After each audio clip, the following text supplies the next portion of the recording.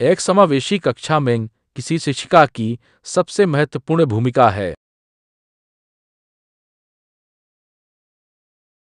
सुनिश्चित करना कि प्रत्येक बच्चे को अपनी संभावना को प्राप्त करने का अवसर मिले। अपनी कक्षा के बच्चों को उनकी अपनी अवधारणाओं को बदलने में आप किस प्रकार सहायता करेंगे?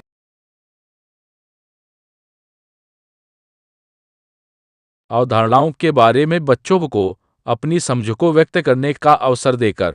जब बच्चे एक विशेष संख्या में पुस्तकें पढ़ते हैं तो उन्हें एक प्रमाण पत्र दिया जाता है। यह रणनीति शायद अधिक समय तक काम करे, क्योंकि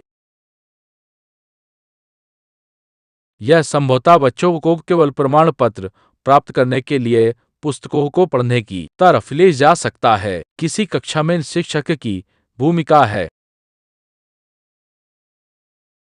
सीखने की विश्वसनीय स्थितियां जुटाना और शिक्षार्थियों को स्वतंत्र चिंतन की सुविधा देना। निम्नलिखित में से कौन सा कथन बच्चों की त्रुटियों के संबंध में सबसे उपयुक्त है? बच्चों की गलतियां एक खिड़की के समान होती है, यह जानने के लिए कि वे किस प्रकार सोचते हैं। आकलन शिक्षण अधिगम प्रक्रिया का अभिन्न अंग है, क्योंकि आकलन से अध्यापक बच्चों के अधिगम को समझता है और उससे अपने शिक्षण की प्रतिपुष्टि भी करता है।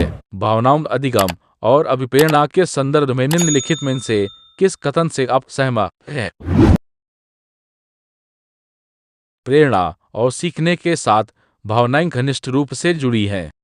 समाजीकरण की प्रक्रिया में शामिल नहीं है। आनुवंशिक संचरण